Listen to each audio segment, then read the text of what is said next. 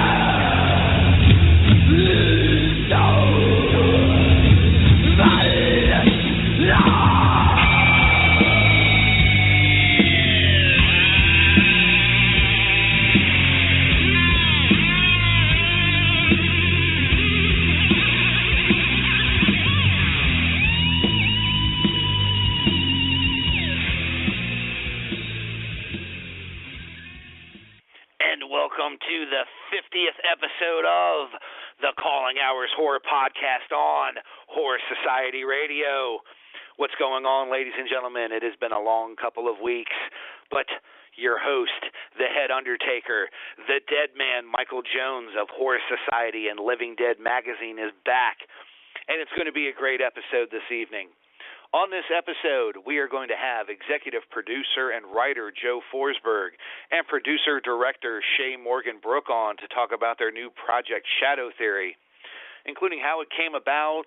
We'll talk about crowdfunding, the cast and the crew, just everything involved that goes into making a short. In about 15 minutes, we are going to have Todd, Loya, and Daniel Schien, previously co-hosts of Creepshow Radio, along with my good friend Chris McGibbon, and they're going to be on to discuss the newest show on Horror Society Radio that will be on Thursday nights, Flesh Wound Radio. We're also going to be reviewing Scream Factory's Blu-ray release of Dolls, as well as R Squared Films' Mental Scars, which I was a part of. We're also going to be featuring several bands in our Metal Blade Spotlight. But since we have so much packed in, let's go right ahead and get into some digital dismemberment.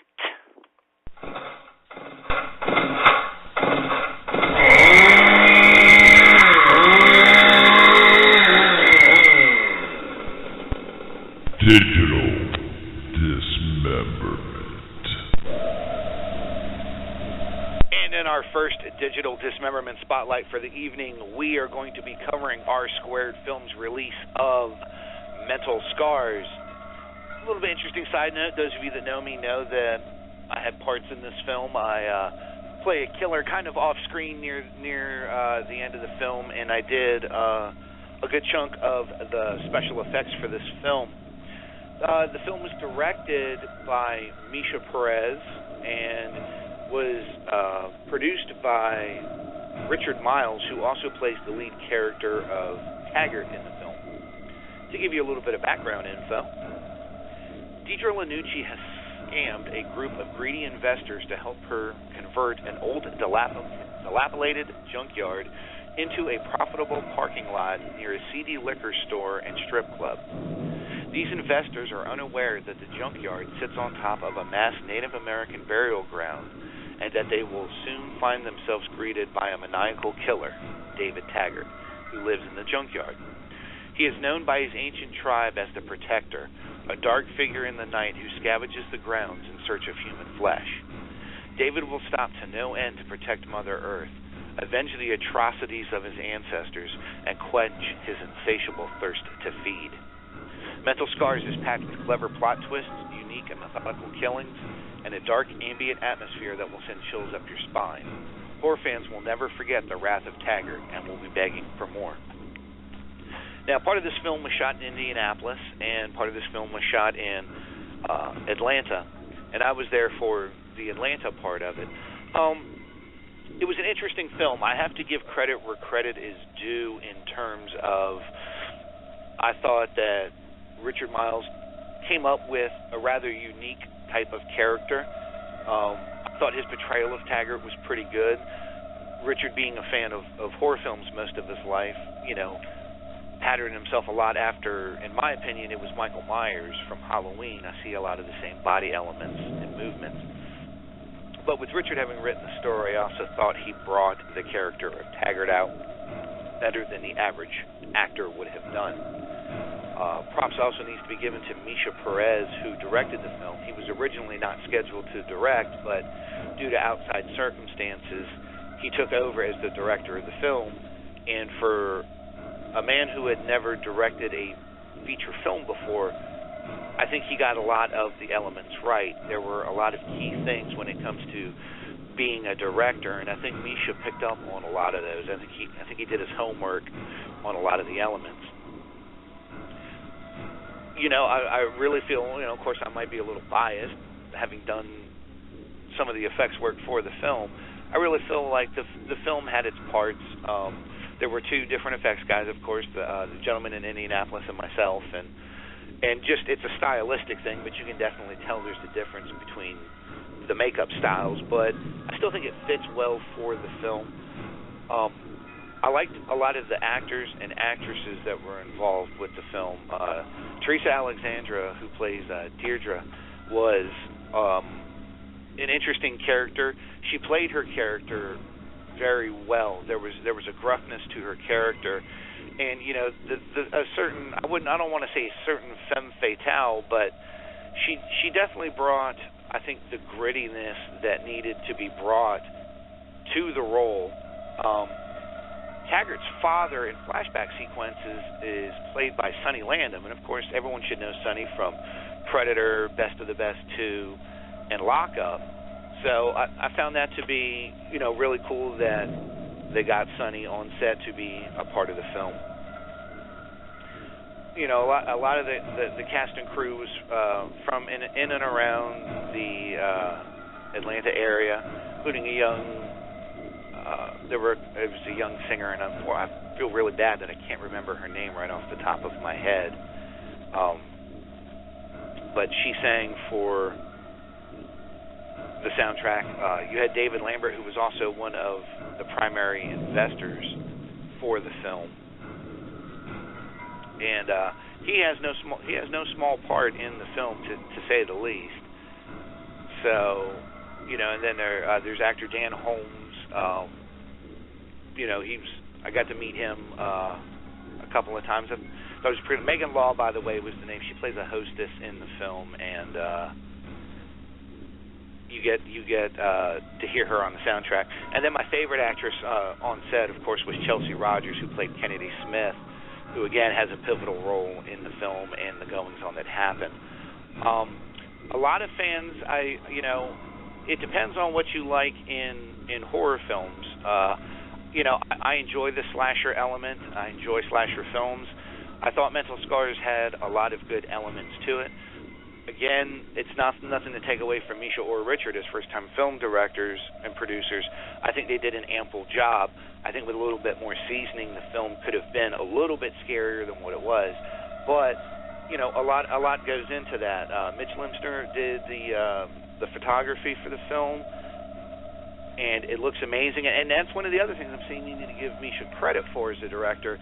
This film is actually shot on 35mm film, which is a rarity in these days of age, especially in an independent film.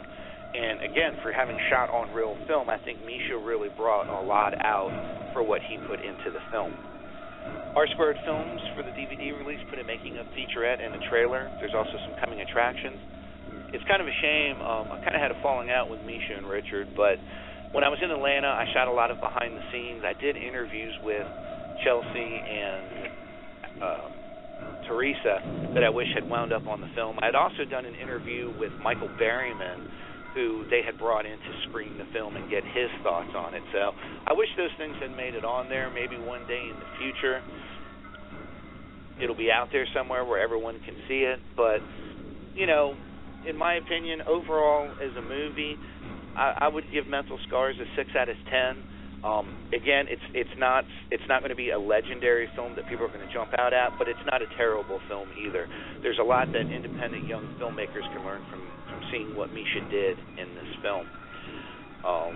Overall, as a disc, I would give it a 5 out of 10. I wish Art Square Films had put more of the behind-the-scenes stuff that we had done, both in Atlanta and what we did back here in Raleigh. So head on over to R Squared Films at www.rsquaredfilms.com and pick up your copy.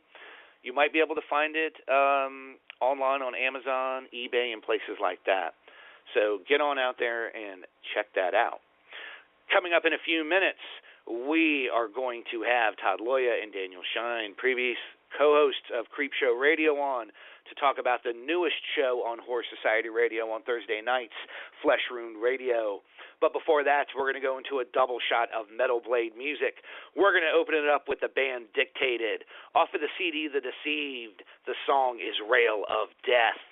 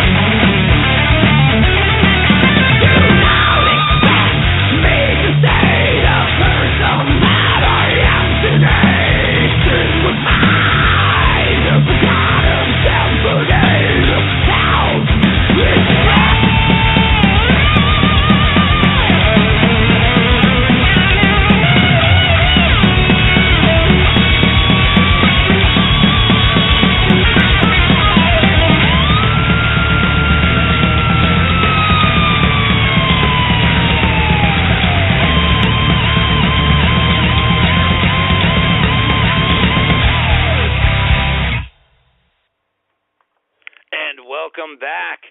You just heard podcast exclusive music, brand new from Cripper off of the song, CD Hyena. The name of the song was Animated Flesh. And opening up that sequence, we had the band Dictated from the CD The Deceived. The song was Rail of Death. But joining me now, ladies and gentlemen, are the new hosts of the newest show on Horror Society Radio, Flesh Wound Radio. We have Todd Loya and Daniel Schien. Gentlemen, how are we this evening? I'm doing well. Fantastic. How are you? We said it at the same time, Todd. I tried to time that, but I did it. Yeah. It happens, man. It's radio. We've all done it. Well, guys, I want to say, it's kind of sad to see Creepshow Radio come to an end after its run. I know that Chris is going on to do other things, and he'll be writing at Horror Society. But let's talk about what you guys are doing now. You guys are now the hosts of Flesh Wound Radio. Kind of tell everyone about how you came up with the concept for Flesh Wound Radio and what got you into podcasting to begin with. Sure. Actually, Todd, you may want to go first since, Flesh Wound kind of comes from you. Yeah, well, okay. I don't know how detailed I can get with this, but I used to run a different horror-themed website in the day quite a few years ago that specialized in hard-to-find horror films, and that was the brand that we used then. And we moved out of that direction and onto something new, and when the opportunity presented to, I guess, bring the brand back, I thought it was a perfect opportunity. And as for the podcasting, I kind of want to let Dan do that first because he's been doing it quite a bit longer than me. Okay. Yeah, absolutely. My journey into the podcast world kind of began with Chris McGibbon. He had actually discovered me on Facebook and, actually MySpace at the time, I believe, as well, where people had kind of started to follow me because of my movie collection, which, if you're friends with me on social networking sites, it's unusually large. It's about 3 rec rooms worth of movie shelves, and I'm getting close to 12,000 movies now. So it's, obviously he could tell I was a big fan, and at that time I had done one indie movie, which will go unnamed because it was pretty bad, but he had noticed this and asked me if I wanted to do what at the time was actually horror theater radio. So I that's how I kind of got into it, and horror theater radio evolved to Creepshow Radio, which of course evolved to Horror Society Presents Creepshow Radio when we joined you guys, and now we're getting ready for the launch of Flesh Wound Radio. We're very excited about it. Well, talent's talent. I remember when I met up with Chris on Facebook, and he told me about his podcast, and I came on and I kind of, I don't want to say co-hosted, but I was a guest on the show several times, and, I really liked what you guys were doing, and now that Chris is off doing his own thing, like I said, writing for Horror Society and other things, you guys are continuing on, and now we have Flesh Wound Radio. What are you guys going to do with Flesh Wound Radio that was different or was the same as Creepshow Radio? What can the fans expect from you guys when they tune in on Thursdays? Well, I think everything that you loved about Creepshow Radio, with an even heavier, renewed focus on indie film, foreign film, and these gems in the genre that nobody knows about. What always bothered me, and it really got me into this, I guess a little over 6 years ago now, is people on the internet that like to say that horror is dead. It's nothing but remakes and, blah, blah, blah. These people that kind of never really contribute much to the genre in terms of original thoughts and ideas. It's just always the same complaints. And I've always found that horror is not dead. It's more alive now than I think it's ever been. you just have to go looking for the gems, and we're going to help you guys figure out what those gems are. I mean, films like Found, which was made for like $5,000, an amazing little film, and Wither, if we're going overseas, and tons and tons of different examples. Horror is very much alive, and that is sort of my personal reason above all else for doing horror radio. And Todd? Yeah, I mean, the only thing, really to add on that is I know I'm a huge exploitation fan, and a lot of the stuff that, kind of walks the genre lines, I think, there may not be, it's a horror, but it's not. There's a lot of stuff like that, a lot of indie stuff is, and a lot of overseas walks that line, too. I mean, that's the stuff that I think is doing a lot more of the interesting stuff right now than our U.S. theatrical fare. Right. I would certainly agree. I think a lot of the stuff that we're getting force-fed out of the Hollywood areas, it's just not like it used to be. And you're right. A lot of the good stuff right now is on the independent circuit. One of the ones two of them that would immediately come to mind to me would be The Orphan Killer by Matt Farnsworth and Billy Pond's Circus of the Dead. They're getting some run on the horror sites. We try to promote that stuff as much as we can, but I'd much rather see a film like that covered than Paranormal Activity 5 or whatever they're up to now these days. But to give people an idea, why don't you tell everyone what the first episode is going to be like this Thursday night? What are you guys going to be covering? Well, we have actually a very stacked show for Thursday's debut at 9:30 p.m. Eastern Time. We're going to be doing a review of ABC's of Death 2, which I'm really looking forward to talking about that one.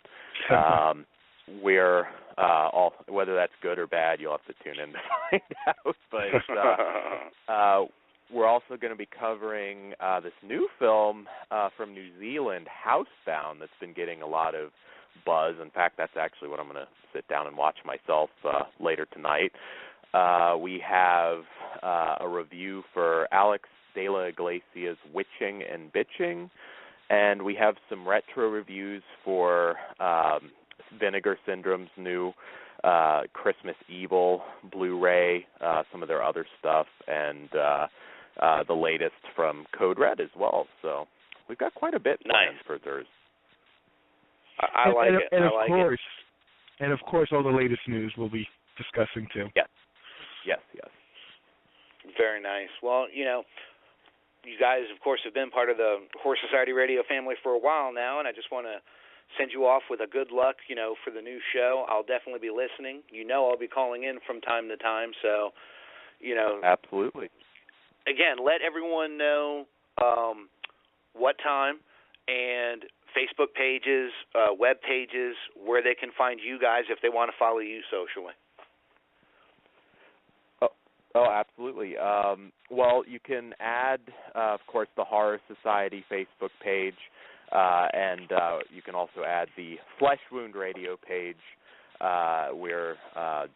We just opened that up, and we have actually some really interesting polls up right now that you may want to check out. We're going to make that a really interactive Facebook page that you should hopefully enjoy quite a bit. And you can just add me, Daniel Schien. I'm on there. I love hearing from any of our listeners. You can add me also on Facebook under Todd Loya. I'll admit I haven't gone out and jumped on Twitter yet, but maybe I'll make that switch too. Actually, Twitter's actually I found to be quite effective. If you're not on LinkedIn's another good one too. Well, gentlemen, good luck this Thursday. I'll be listening. The fans will be listening, and just give them hell. That's all I can say.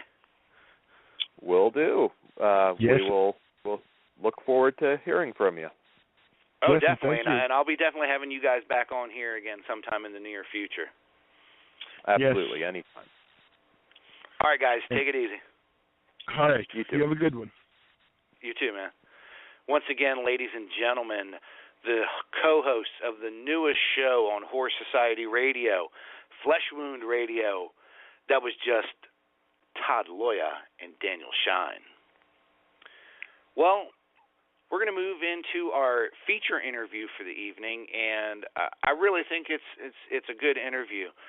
Once again, we're going to have executive producer and writer Joe Forsberg and producer and director Shay Morgan Brook on to talk about their new project, Shadow Theory. And welcome back, ladies and gentlemen.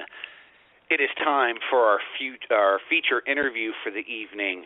And this evening, we are going to have executive producer and writer Joe Forsberg and producer and director Shay Morgan Brook on to talk about their upcoming new project, Shadow Theory.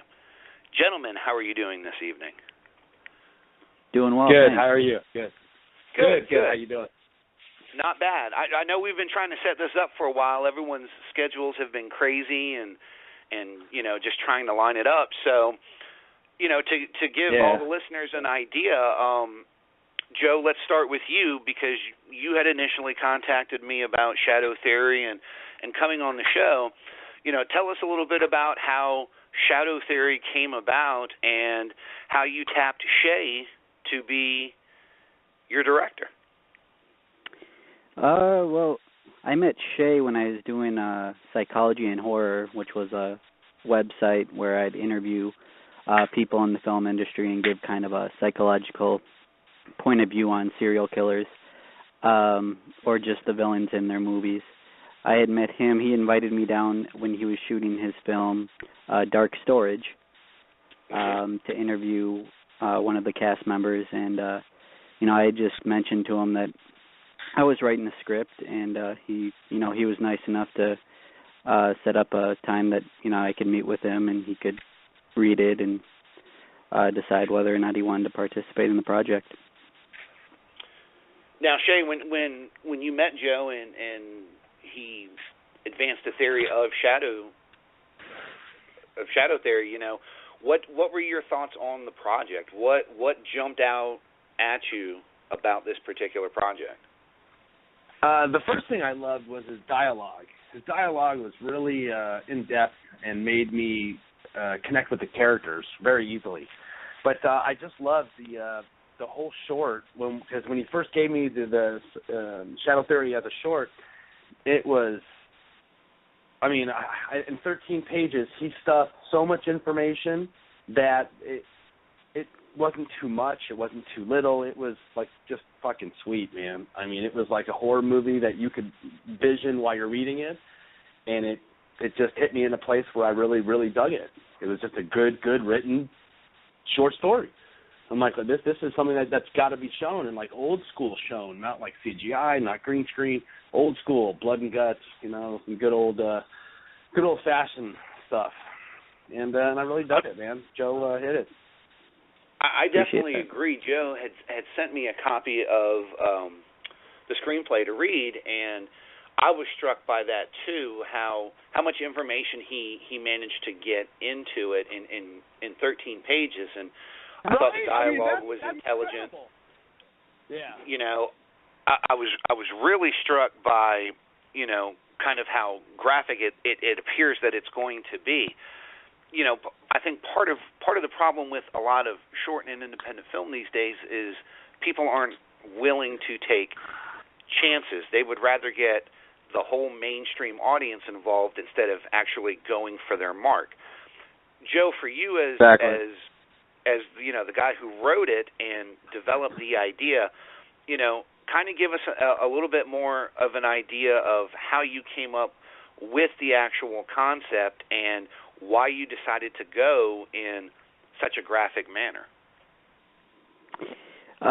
Well, I go to school for behavioral analysis, and in one of my profiling classes, we would read about, real life murders that my professor, he was a cop, had gone on, and there was just, a bunch of different styles, whether it was, sexual assault or murder or whatever. And, the question was, what's the motive? There's so many different theories, and there's nature versus nurture, and Shadow Theory is from Carl Jung, which basically, just says that, we all have this evil force lurking, beneath us, and there is no set motive. It might not be how we're raised. It just might be there in all of us. So, that's where I came up with that. I even used some of his stories. I took some of his stories as far as like the murder scenes and just, cranked it up another notch and, made it more gory. I love movies like Saw and The Collector. Those are probably my huge influences to me. So that's why I chose to go so graphic. And actually, it was a lot more graphic than what you read. But Shay kind of told me that, we're not going to get entered into any film festivals. So I had to kind of tone it down. We definitely had to tone it down a bit just because it's not that it was gross to me. I'm used to horror movies. It wasn't a problem. I'm used to everything. I mean, I'm in the film business. I've seen anything they can do that they can put out, right. that they can put out there, So, but Joe, it made it, made it so graphic that it fit. I mean, it totally fit. Everything worked. It's just some things you just can't show. And that's, we would have got like an NC, 150 rating where nobody would be able to see it, or a triple X. It was pretty graphic. Sure, and and that's where I was going to ask you next, Shay. And we will certainly be talking a little bit later on more about your guys' influences and what got you into the film industry and stuff. But one of the titles that's actually on your IMDb page is Hard Candy, and I remember what an illicit response that film got when it came out. And you talked about, worrying about, an NC-17 rating or, a higher rating where it would make it harder for people to see. When you look at a film like Hard Candy, which you worked on, and then you look at Shadow Theory, what in particular as a filmmaker or someone who works in the industry drew you to such a polarizing film as Hard Candy, and what was it in Shadow Theory, the violence and stuff, without giving anything really away, that made you decide maybe you needed to tone it down a little bit? I worked in the transportation department on Hard Candy, so I was always on production. I'd always see what they were filming. To tell you the truth, though, I didn't even know what the movie was about until I actually saw it. And when I saw it, it was just one of those. It was a shocker movie. You're just like, all of a sudden, I don't want to spoil it if anybody who hasn't seen it, but there's that one, what happens, and you're just like, what? Wait a minute, right, no, right. Yes, oh my God, and you're just like blown away, and that's. All the parts that Joe put in there that were too graphic were like that, where you're excited for the action that's happening. You're excited, even whether you read it or see it, visual stimulation, your own imagination, it really didn't matter. It came off that it worked. It's just the general public would be turned off by it. And what I mean by general public is horror fans would dig it. Okay? Right. But some people, even horror fans, might get offended. Not offended. I don't even know the word. Whatever the nice way of offensive is just. But it's there were some sexual parts. There was some gore. The gore's not the problem, but it's how you show the gore. And sure. Something that Joe and I both learned is less is more, especially when it comes to the old school horror movies. It's the anticipation of instead of the of, and that's it. So, now, and Joe, one of the Joe things, hit that. Well, I was going to say, one of the things that really struck me, like I said, while reading the screenplay was the twist, and I'm not going to give the twist away. But well, I would hope not. No, I'm not that kind of guy. But what I will say, what the film kind of reminded, or what the screenplay kind of reminded me of, was it had a very shocking twist. Understanding what you're saying about mainstream audiences and horror audiences, how do you guys tiptoe around that fine line of what would be publicly acceptable and what's not, especially with, well, like I said, something that's as powerful as this screenplay. Joe? Well, I mean, my job, I just put whatever on the script because I knew that Shay would be the one to tell me, what could go, on and what couldn't. But I guess, I mean, if we were, I guess we got to look at, where we'll be entering the films and whether or not they'll be accepted in there. And as far as funding the full feature and stuff, we got to tailor it to gain interest, I suppose. Right. Yeah, I mean, I totally agree. Now, I'm sorry, go ahead. Go ahead. No, please. Oh, I was just going to say, no, I totally agree. It's, even though I've been in this business like 20, 25 years doing all different things, I'm still a fan. I'm a huge fan. I mean, there's so many people in this business that are tainted by this business because they see the process. They work the 14 to 18-hour days. They have animosity towards it. They think they should get paid more. They do a lot of work. Whatever it is there's a person who's a fan and who's not a fan, and that's the difference to me. A true horror fan is the kind of person. How about let me just back up 1 second, Michael. If you wanted to go see a comedy, a drama, a romantic comedy, an action movie, you have to be convinced a certain way to want to make the effort to go see that movie, whether it be the actors, the director, the explosions you see in the preview, the hot chick, whatever it is. You have to be convinced. A horror fan doesn't need to be convinced. They're a fan. It doesn't matter. If I told you that you should not go see so-and-so movie because it's the biggest piece of shit you ever saw, guess what? You're still going to go and pay that $7, $8, $10, $15, whatever it is now, to go see that movie because you're going to decide for yourself because you're a fan. Right. That to me is that difference between your fan and your mainstream. But that's what needs to happen. Even though you're going to show gory stuff, the fan is going to love. Even though you're going to show totally sick, twisted, sexual stuff, I'm not saying that it wasn't appropriate in the script.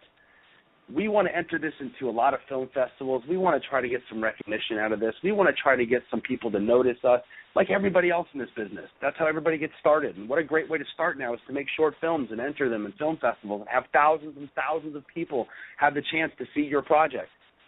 Well, with those things that we're in, I don't think we could have gone as far as we could have with them out. It's still going to tell the story. It's still, I mean, the version you read is with them out. What did you think?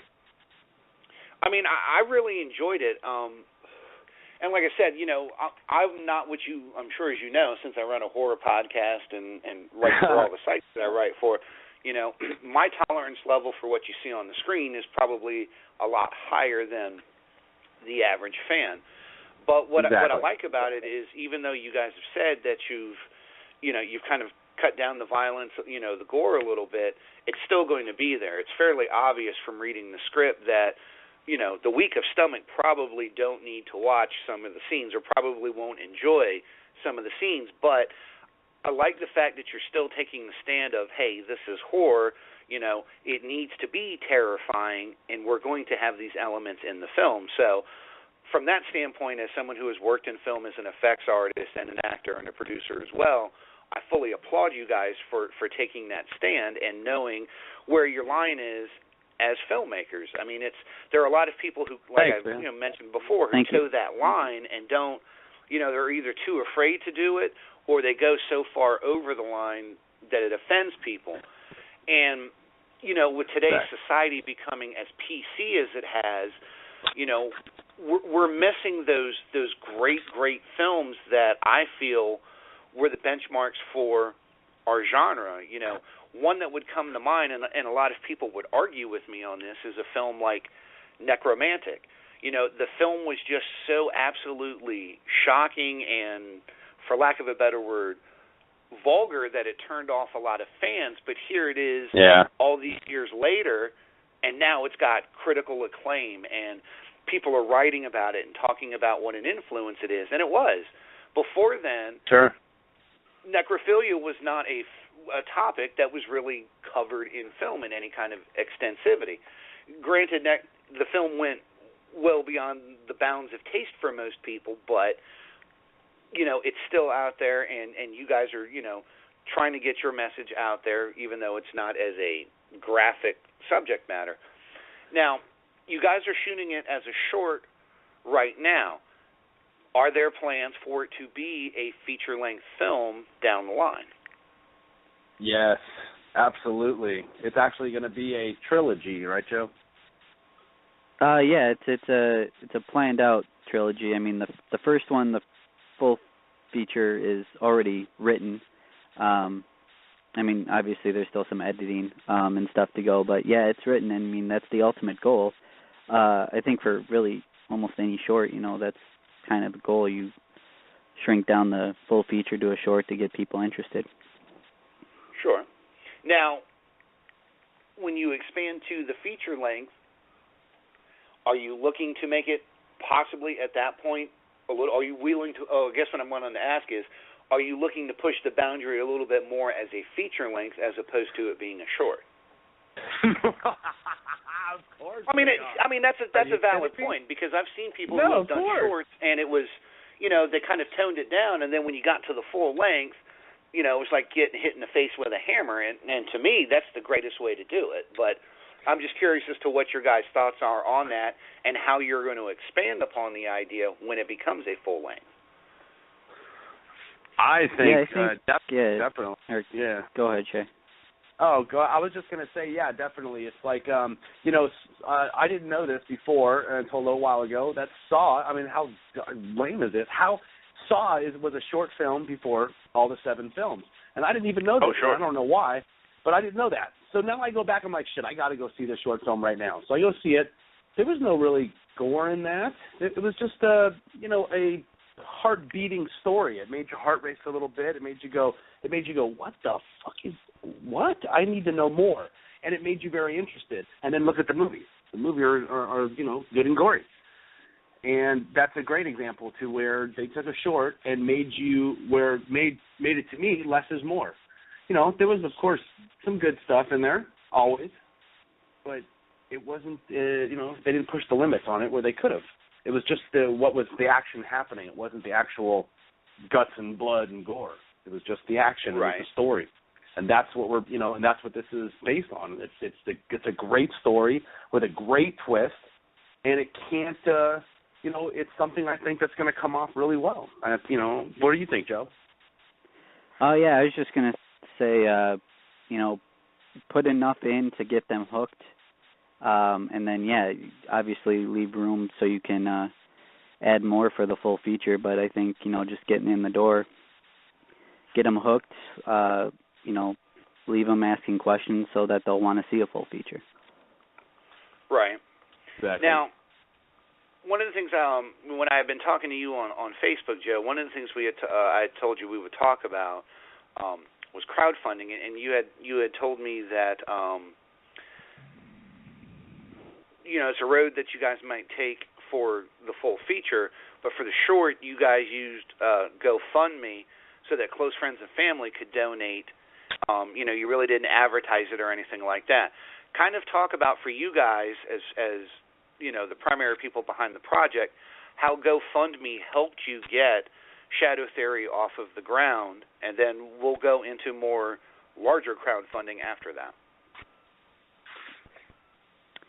I think, I chose GoFundMe because I knew, our family and friends were going to be supportive enough to, get us the money that we needed to get. We didn't want to use something like Indiegogo or, do a bigger crowdfunding campaign because, we might need that down the line. So I think we are just very confident in our ability to raise this money without doing that. And save something like Indiegogo, when we need it more. That way, we're not kind of double dipping for the same feature. Right. Well, how about for you, Shay? What were your thoughts on the GoFundMe and getting family and friends to help you guys get this thing started? It's a great opportunity to get something going, and that's what it is. It's just there's no if and buts about it. There's no gray area. It's just, hey, look, we needed some help, and if you can, you can. If you can't, we understand, and we were able to get the help that we needed. Between Joe, his family, and his friends, everybody, we got exactly what we needed, and that was important. And to me, it's my first short that I did, Dark Storage, was I did on Kickstarter, and I budgeted out exactly what I got. Believe it or not, I got $7 over what I was asking, and I came up like $78 short on my budget. We're still in editing right now, which is unfortunate because I had to let go of some people and just didn't work out.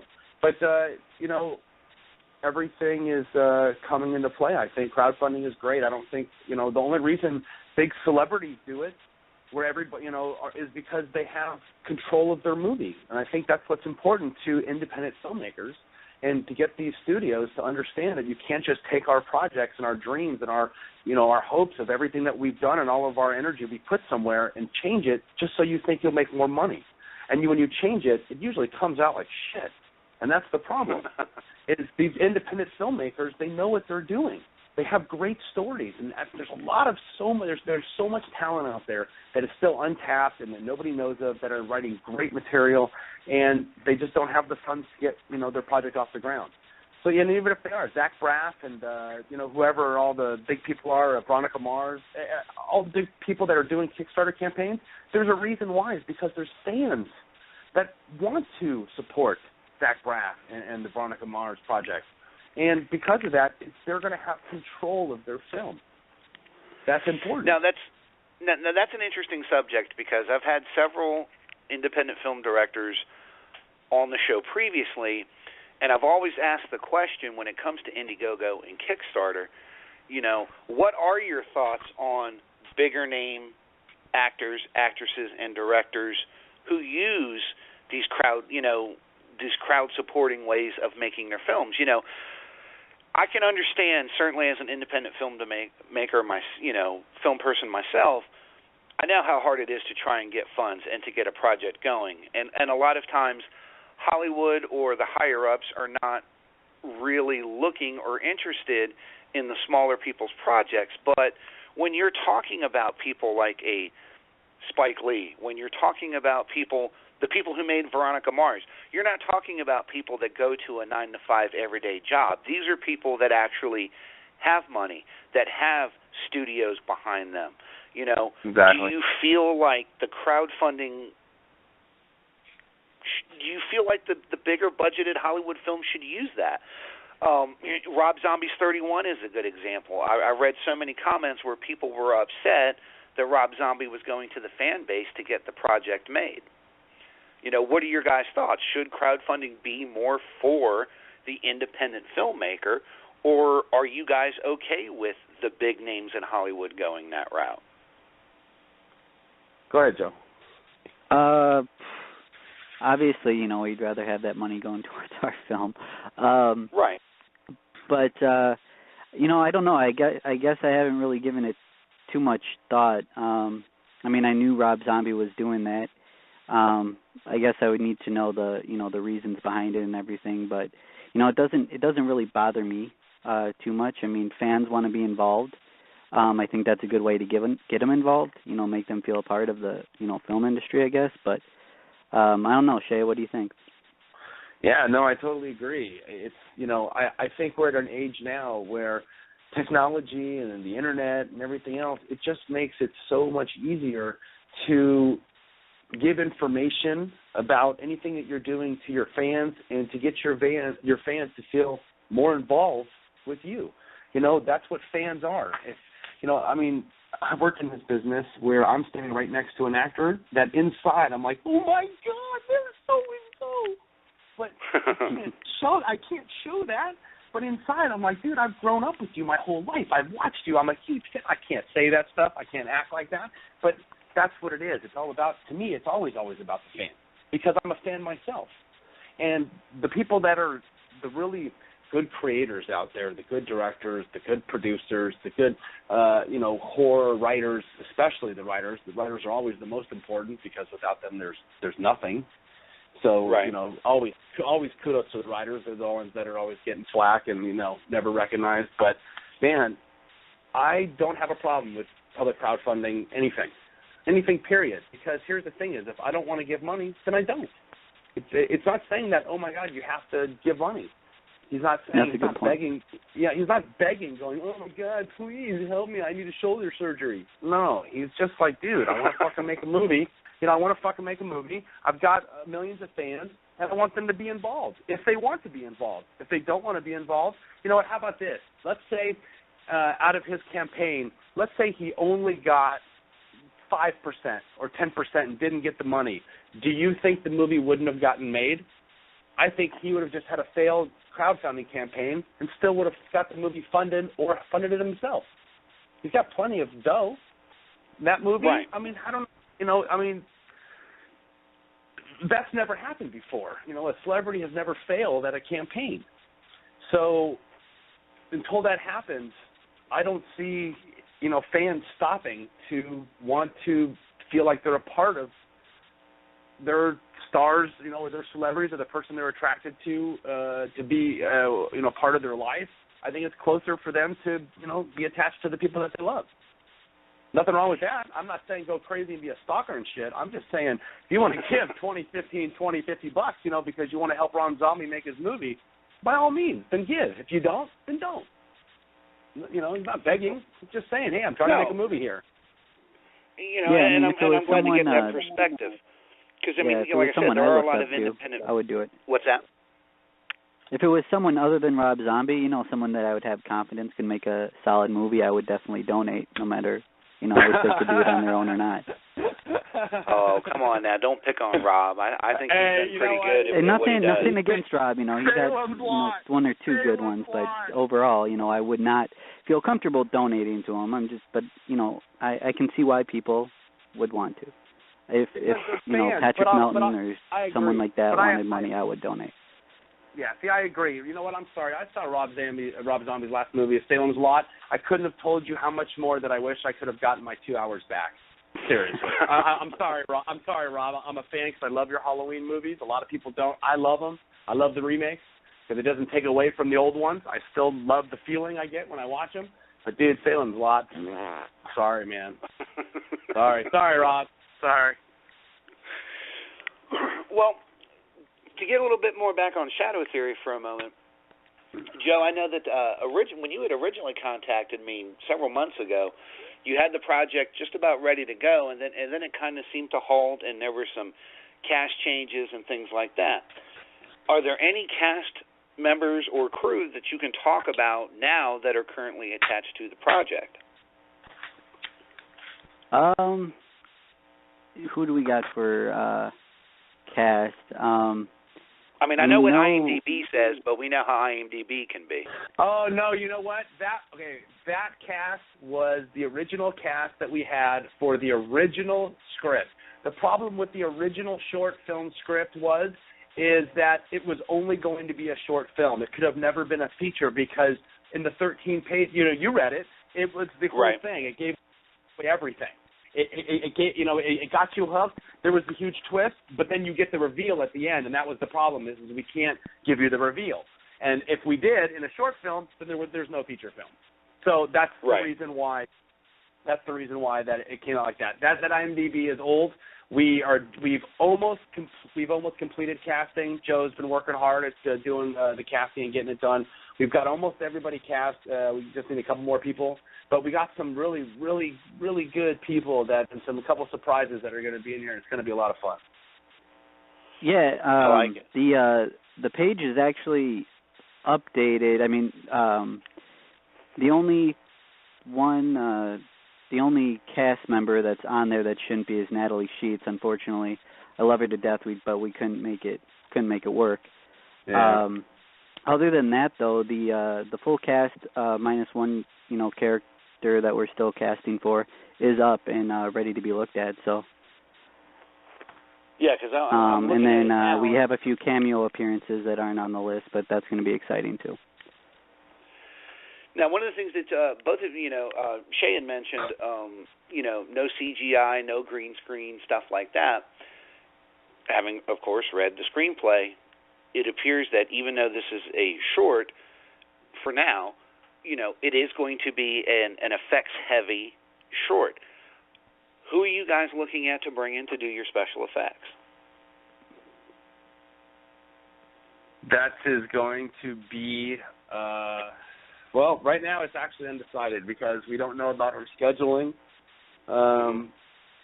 And she just had a little, I can't remember if it was a little boy or a little girl, but I think it was a little girl. And I don't know if she's ready to come back yet when we're filming in January. Okay. So we're still trying to figure that out, right, Joe? I mean, who do we have in mind? It was Nikki, right? Yeah, Nikki, who did Dark Storage, right? Yes. Yeah, she was my girl on Dark Storage. She was fantastic. She did she didn't do it this year because of her pregnancy, but she did the horror, the Halloween Horror Nights over at Universal, the zombies. Oh, very nice.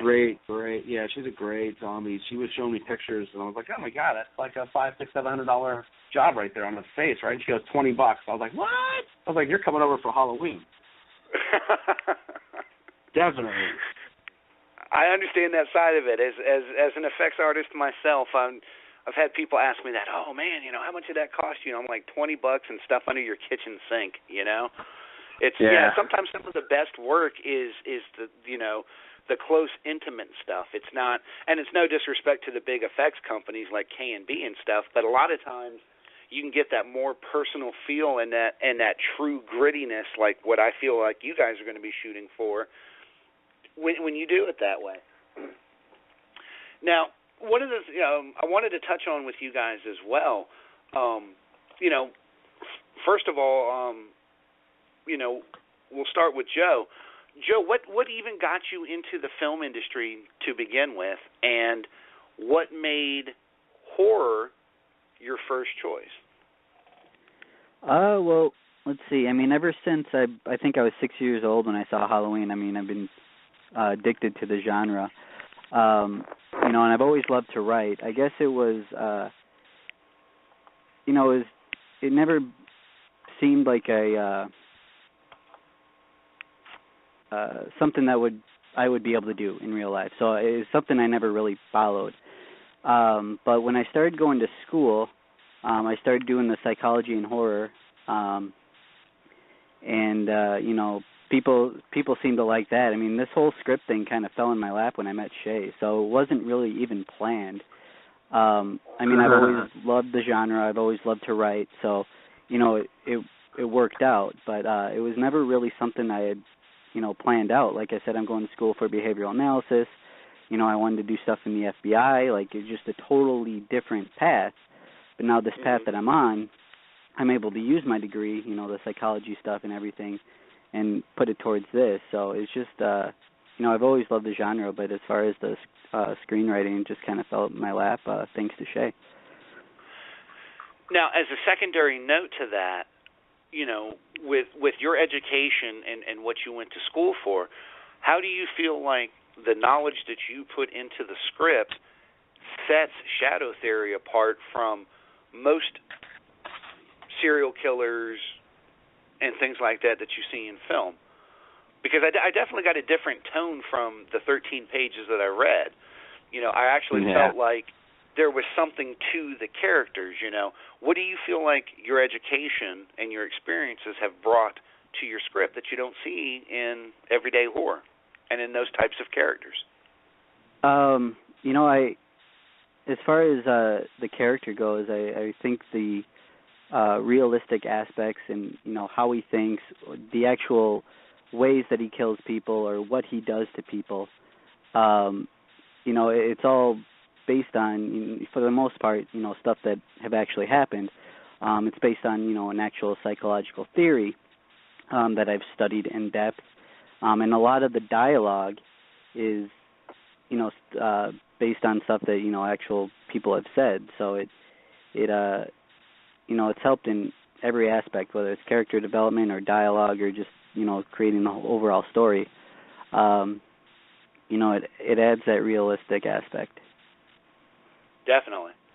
Now, Shay, you have been in the film industry for a while now, and one of the things I've really found interesting was, like I said, having been an effects artist, an actor, and a producer myself, one of the things that people really don't think about when it comes to film, especially large budget film, is the transportation department. And you have, almost 100 credits doing that in film. And it's big name films. I mean, we had, of course, mentioned Hard Candy, which I thought was a phenomenal film. But you've also worked on Taken 2. You've worked on Interstellar, which is in theaters now. The Dark Knight Rises. I mean, and TV shows. I mean, what was I looking at there? It just flew right past me. You've done Scorpion, Chasing Life, Modern Family. Kind of talk about for a second how important the transportation department is, because when people think about film and TV, they're not thinking about that. Talk about how critical that part of your film career is. Yeah, it's strange. I just kind of fell in this department by accident. I started off as an actor when I was a kid, did a couple national commercials, thought I was going to do well, and it just didn't, it changed into production, and then got to me, and then I got into transportation. And you know what? Transportation is the one department that is the most overlooked, because you're not really involved in the action. Sometimes you are, maybe you might be driving a bus through the scene or a limo or something, but, very rarely. We drive the big equipment, all the big trucks, all the big trucks that haul the grip equipment, electric equipment, the camera equipment, I mean, everything.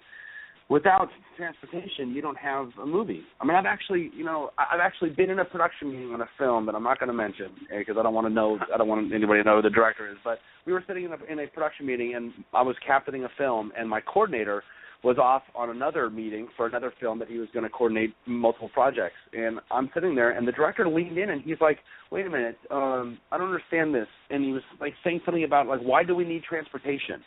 And I just started giggling. It was so strange. I just started giggling out loud, and I got a whole table of 20 people of all the department heads. They turn around and they look at me, and I'm giggling. And the guy's like, who are you? And I'm like, I'm Schien. I'm your transportation captain. And I was like, I just want to answer your question. Without us, you're not making a movie. That's it. Right. And end of fucking story. You're not making a movie without transportation. And he couldn't grasp that. And I just man, you're so out of touch with the film business that you get your head so far up your ass because you're just a director, and that's all you think you are. And that's great, but know every department. I think the good directors are the ones that treat everybody with respect, no matter what department you're in, but they realize that everybody's part of a project. Everybody's part of one project. And whether you be the producer, the director, above the line, below the line, you all know that, and you're all in an area that you're going to be working with multiple people and the same people week by week, month by month, and transportation's tough, man. It's like I said, it's one department that's probably the most disrespected and overlooked, just because they see Teamsters, and it's unfortunate that this is true, and we all know this. Most of them are pretty big. And they do stand around, and it's unfortunate because their job is to bring the equipment to the set, stand by until production is complete with their day, and then they return the equipment to a secure lot or the next location. And somebody has to do that. But what happens in the time where that's their job to move the equipment? Well, what do they do in between while they're all shooting? So they see a lot of them standing around, craft service, shoving their face with donuts and shit, and it's unfortunate because I'm not, I know it sucks, but I'm one of them, and I'm a Teamster, and I know exactly what it's like, and I'm it's the only non-creative department, which is unfortunately true, and because of that, you're just disrespected highly. And you know what? It's tough. You got to have a thick skin to be in this department. That's for sure. Because driving is not that difficult. Everybody drives. But I'll say what's interesting about that is, it's not listed as a credit for me, but I did a film in Atlanta called Mental Scars, and while we were there, you talked about going and picking up the equipment, taking it to set, helping offload it. And of course, I was doing effects work, so I was doing double duty. So I mean, I've done the transportation thing. Yeah. But a lot of people don't realize too, like you said, you got to go there and you got to pick it up.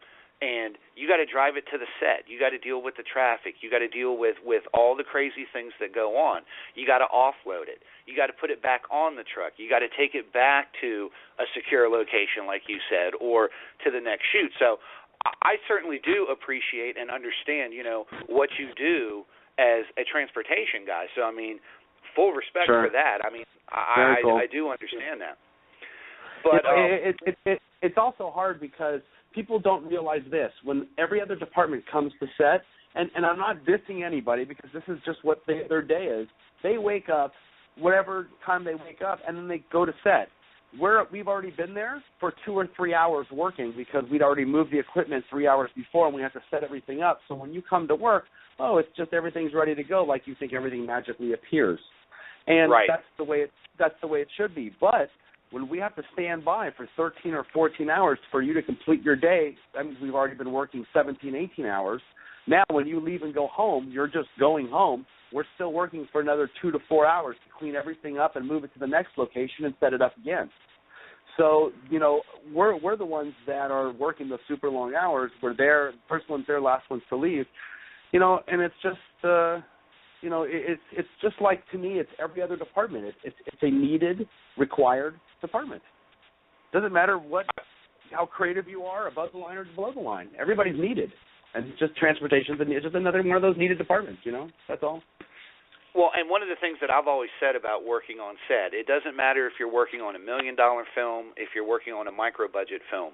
When you're on set, no matter how much film work you've done in your career, you can learn something from everybody on a film set. It doesn't matter what department they're in or what they do.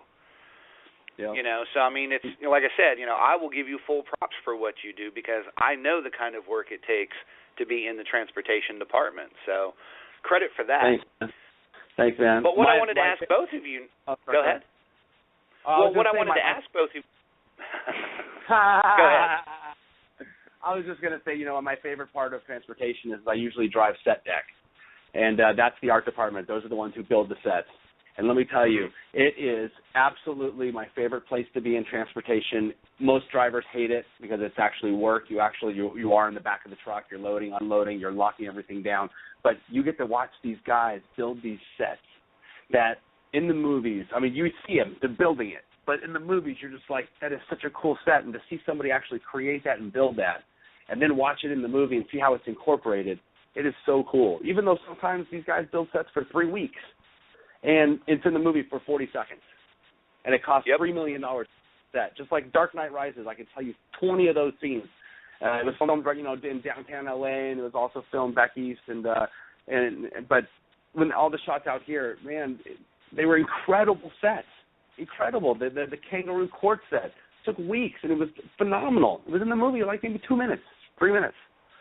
And that was it. And you're just like, wow, man, I can't believe that. I just love that. That's my favorite part. That's why that's what I tell people. That's what I tell people about doing effects work. Something that you see on the camera for 20 seconds took us 4 hours to set up. People have no idea about that kind of stuff. Not even 20 seconds. How about like a 1 second flash really quick because, your eye catches it, it goes into your brain, and that still took 4 hours. Even though it was supposed to be 20, they cut it down to a blip, and that's it. Now, one of the other things I wanted to ask you guys about, you guys are wearing multiple hats on Shadow Theory. Joe, of course, you're the writer and the producer. Shay, you're doing the direction and you're producing it. But, wearing multiple hats on set, Shay, from looking at your IMDb and everything that you've done, you've certainly worn several hats on set, and you know what it's like to do that.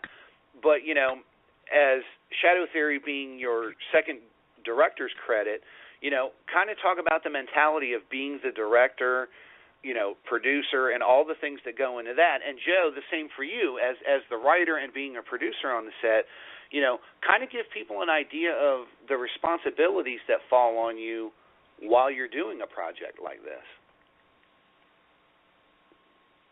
Joe, go ahead. You want to start off? No, you can start off, bud. I already said first. Go ahead. All right. Well, this is obviously my first project, and really I have no experience whatsoever. So I got to give Shay a lot of credit because he's held my hand through, every step when it comes to casting, getting the script ready, all that type of stuff. How to make a budget, what everything that we'll need. So it's been very difficult for me because of my inexperience, but Shay's been a hell of a director and producer and has helped me. Thanks, man. I appreciate that. Now, Shay, for you, That's I mean, like I said, you have the previous experience wearing several hats, Kind of talk about bringing Joe in and showing him the ropes for what it's like to work on a project like this. Well, first of all, I mean, you know what? This business is so fucked up sometimes because every single person had to learn their job from somebody else. Nobody just gets the job from the information. Everybody has to learn from somebody else. So when somebody wants to learn, I would be an asshole if I was going to say, if I didn't want to help somebody. That's ridiculous. Somebody helped me when I got in this business. I didn't just do it all on my own. That's not the way it works. And I've been a production manager, transportation. I directed my first thing last year. I've done, I know the production side. I've done grip work. I've done electric. I don't have any credits for that, but it's just non-union little stuff. And here's the thing: is knowing what to expect out of the people that you're going to hire. They're going to do those jobs. To me, it's about you got to trust the people you are working with, because if you can't, then you're not going to be focused on your own work. And that was the whole thing. Is on Dark Storage, I had like 35 crew that were all so energized about the project, and I felt so bad. I beat the shit out of them. I mean, it was an 18-hour day, and it was 2 locations, and 32 of them were working for free. So I just beat the shit out of these guys, and I feel so bad. But I can't ask them to do it again.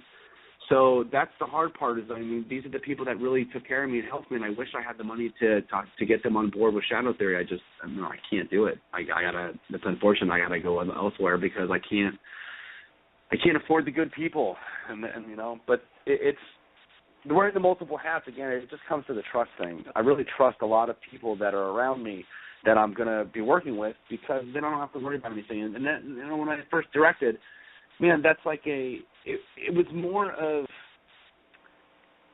I wanted to kind of like achieve a goal in my life. And this is something that I've had forever. When I was a kid, I've always dreamt of, I wanted to direct my own project that I wrote, and I was able to have that dream kind of like accomplished in that one day, multiple dreams, and it was really, really cool. And, I fell in love with it because a director to me, let me rephrase that, directing I don't think is very difficult. There's a formula to it. Once you know the formula, you can kind of play with it and you can create it and make it your own. But the thing you have to have as a director, and you have to have vision. You got to be able to see it in your head before you think you can put it on a screen to where people are going to understand and see exactly what you vision. Anybody can learn a formula. Anybody, you watch anybody, everybody's got the same thing. It's a 2-shot, a close-up, the extreme close-up, the establishing shot. We all know there's a formula. But it's when you have vision and you create it and make it, put your own spin on it. That's where the magic is occurring. And I just think it's easy to do multiple hats where if you trust your crew, because then you don't have to worry about it. You're just able to do your job. And directing it was so much fun. I had so much fun doing that. I'd never done it, and I didn't think I could do it, and it was cool. I had a good time. The most difficult part has been all the changes that we've made, because we originally had a cast, and crew. We even had Adrian Booth at one point, but we didn't have money, so we dropped them. We were going to shoot it in L.A., and then I changed my mind. It's like, maybe it'll be cheaper to shoot in Minnesota, so I briefly started casting people in Minnesota. Then I changed my mind again, We were back in LA, obviously, again. So it's been a lot of, and structuring the script around our budget. We can't show that, and then Shay had great ideas of, but we can imply it and stuff. But there's been so many rewrites and changes to the cast and locations and stuff. It's been ridiculous. Yeah, and normal entertainment biz shit. That's what happens. Sometimes it just it starts to work out, and then all of a sudden one thing changes, and it changes everything. And then you change it again, and you change it again, and until it works. That's how it is. This time, it damn better work. I'm dying to shoot this thing. Well, I mean, it goes without saying. I don't even have to say this to you, Shay, but Joe, as you have found out, and you will continue to find out, just because you have something written a certain way and you have it planned a certain way, you have to be MacGyver when you're on a film set, because you never know when circumstances change. And I'm sure Shay would agree with me 100% on that statement. Oh, yeah. You never know when a circumstance. It could be simple as you're planning on doing a shoot and it decides to be an overcast day, and it completely changes the way that you have to do things. So, I mean, but it's nice to see that you guys have coped with it, and you've continued to roll with it, and the project is going to happen. So definitely. The question becomes this. We know this is going to be a short. We know that you're going to turn it into a feature, and you're looking at making it a trilogy. But I guess overall, for the horror community, what is your guys' ultimate vision and scope for this film and this series? What are you guys looking to do with Shadow Theory that we haven't seen before? Joe, it's your baby. Go ahead, Shay. I said it first again. Oh, just go ahead. All right. I think it's just really simply put, I want to show a good horror movie in the remembrance of the old horror movies where it wasn't just about the CGI, the special effects. It was not just always about the gore, where it had a good story. But this one is going to fuck with your mind. And that's what I want. And I'm not talking about, oh, my God, look, I didn't know that Sally was going to kill her dog at the end of the movie. I didn't know the dog was going to be dead. Whatever it is, it's not going to be lame. I think it's going to be a fantastic ride that is going to want to make you want more. And that's, right. That's something special, because when I read the first 13 pages and even the one now, I still want to know more. And that's the whole point of having that interest and finding something that I think people are going to like, is you always want more. You see a movie, and when you walk into that theater, you're like, damn, I want to see that movie again. As you're walking out the theater, you're like, dude, I want more. And that's what we want. I think that's what this series will bring to people. Yeah, for sure. I mean, I know I definitely want a psychological mindfuck, out of this. I think character development and just creating characters that will get people hooked is huge when obviously making a trilogy. So making people want more, and just, bringing psychology to the movies in this particular genre, like it's never been done before. So finding new ways of making trilogy, twists. And in this trilogy, the second one won't suck. Yeah. That's a good point. Yeah, we're planning on the second one not sucking. Yeah, because every trilogy, usually the second one sucks worse than all of them. But just getting more creative with every single character, every single interaction, every single kill, and make it realistic. Don't make it Michael Myers. He can't die. Don't make it, Freddy Krueger who's in your dreams. Make it somebody that when people walk out of the theater and into their cars, they're going to check their back seats.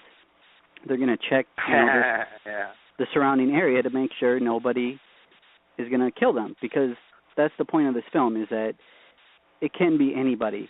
We're not limiting ourselves to just, people that grew up with a bad childhood or are, psychotic, just normal people.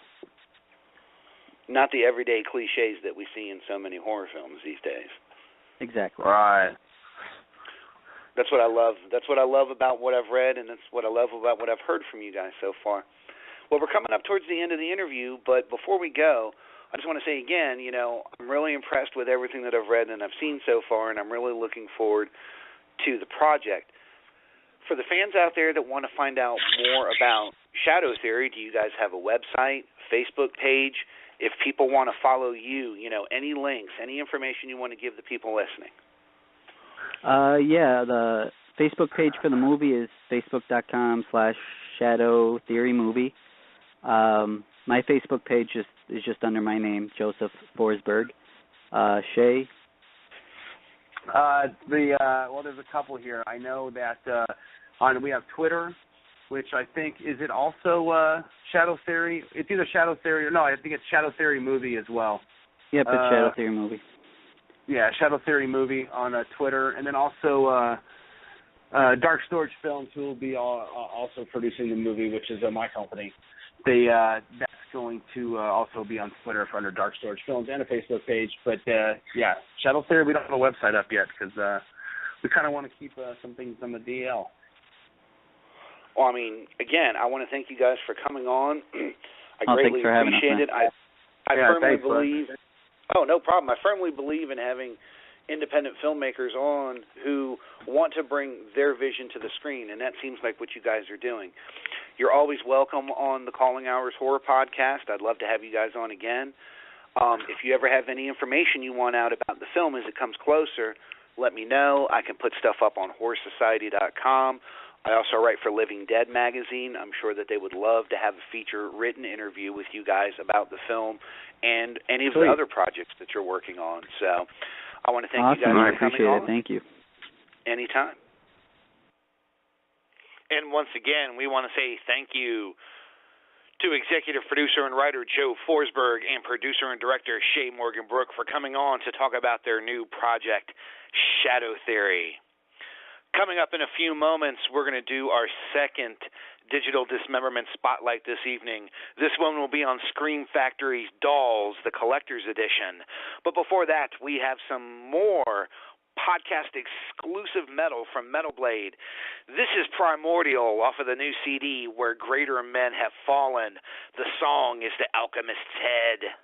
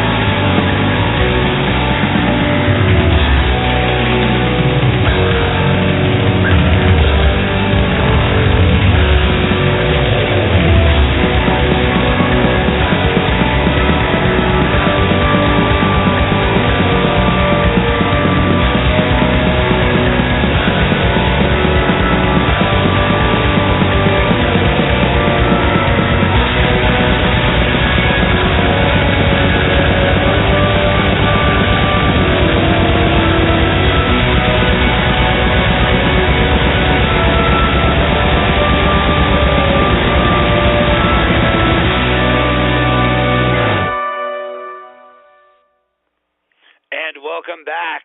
That was Behemoth off of the CD, The Satanist. The song was Blow Your Trumpets, Gabriel.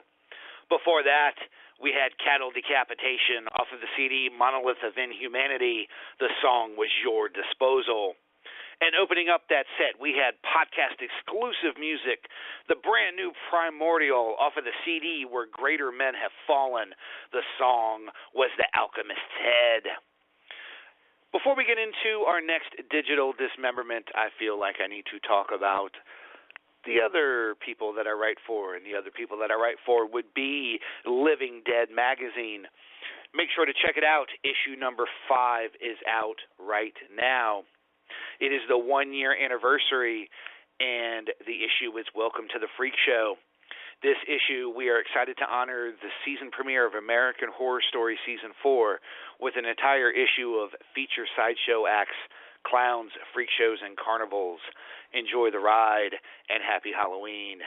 In that issue, the Dead Man himself interviewed Bloody Billy Pons for the film Circus of the Dead.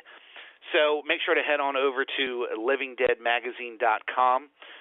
There is a subscription rate. Don't miss even one moment of Living Dead. Buy a 1-year subscription today and get almost $30 off the retail price. Print's not dead, but we are.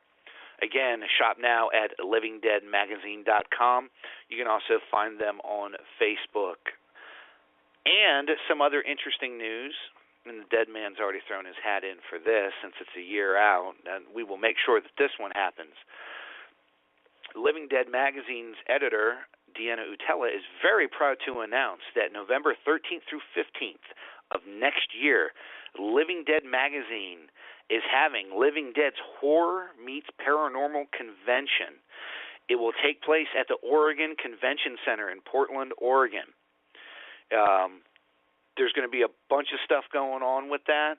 Say yes to live bands, horror burlesque, freak shows and oddities, nonstop horror films, and expert-led ghost hunts. So this is going to be something for you guys to watch out for, especially if you're up there in the Pacific Northwest. You get to meet those of us that write for Living Dead magazine, and you can bet your ass the Dead Man's going to be out there representing the Calling Hours Horror Podcast and Horror Society. So as more details become available about the convention, I will let you know. And again, to get your copies of Living Dead magazine or your subscription, make sure to head over to www.livingdeadmagazine.com. But it's that time again, guys. It's time for some digital dismemberment.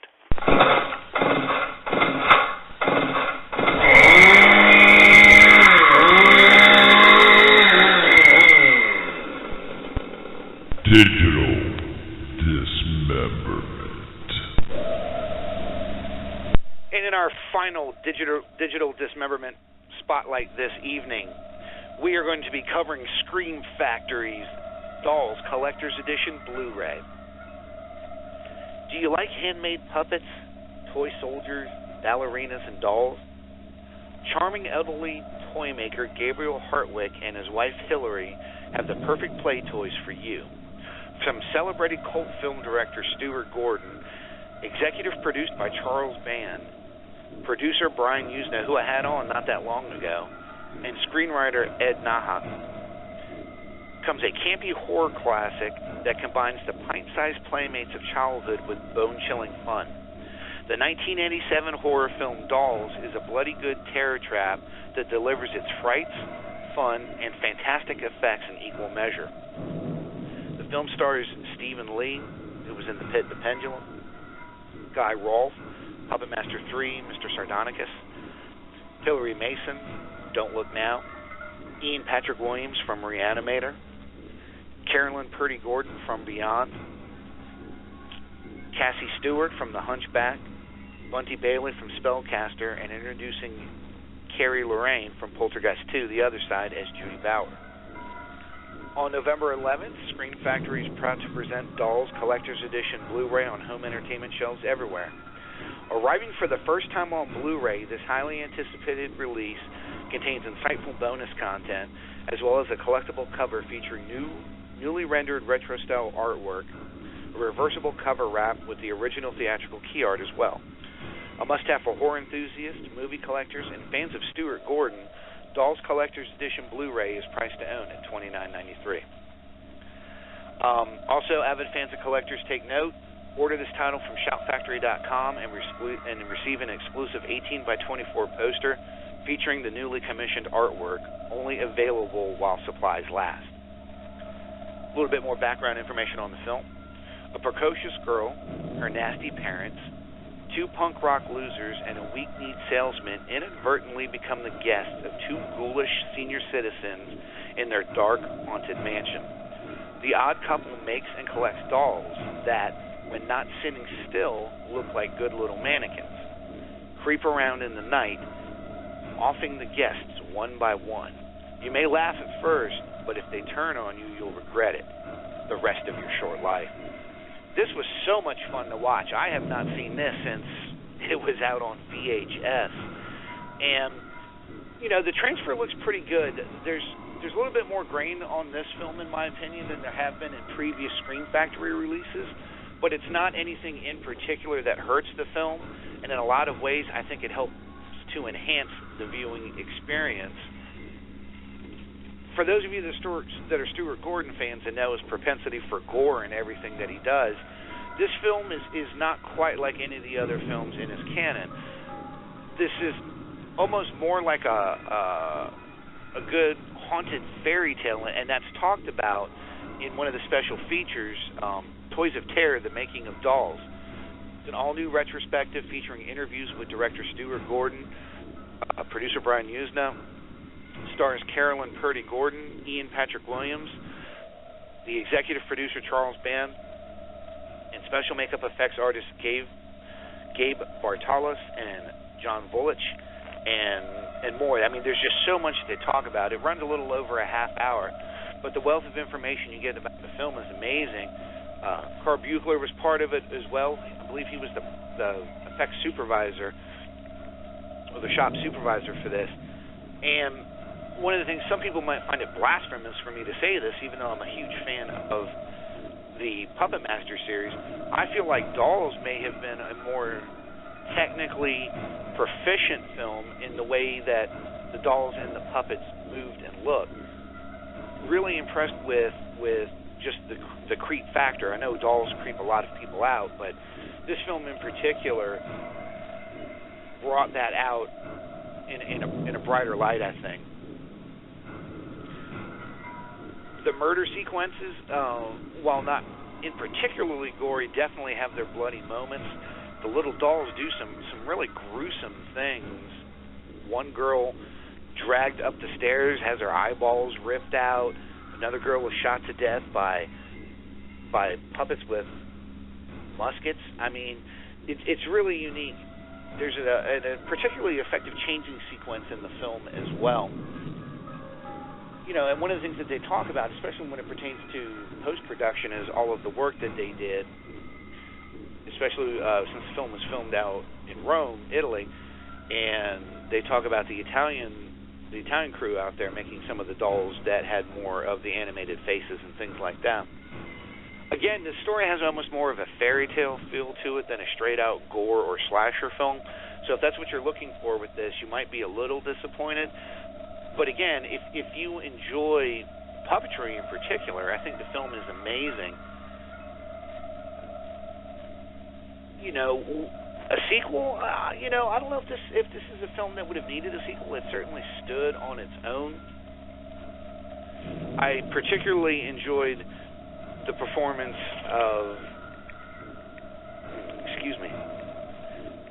Guy Rolfe, and, you know, of course he was later on in the Puppet Master series as well. And the little girl in the film, Carrie Lorraine, she really played her part well, and that's something that's talked about in the special features as well. How well she carried the film for a young actress. You know, the believability of her as the little girl is absolutely stunning, and it was really fun to watch. There's also an audio commentary with director Stuart Gordon and writer Ed Naha. There's also a commentary with cast members Stephen Lee, Ian Patrick Williams, Carolyn Purdy, Gordon, and Carrie Lorraine. There's a storyboard to film comparison I think is nice, in particular for a lot of the attack sequences.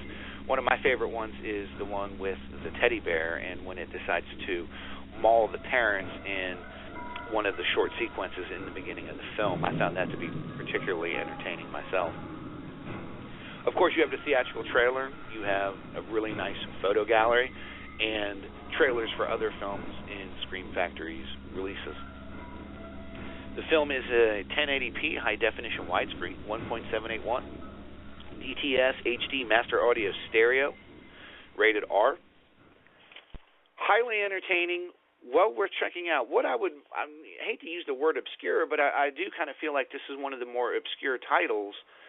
Those of us that grew up in the VHS era, of course, certainly remember this, and the association with Stuart Gordon, Charles Band, and Brian Usna certainly will ring bells with people who are fans of the genre.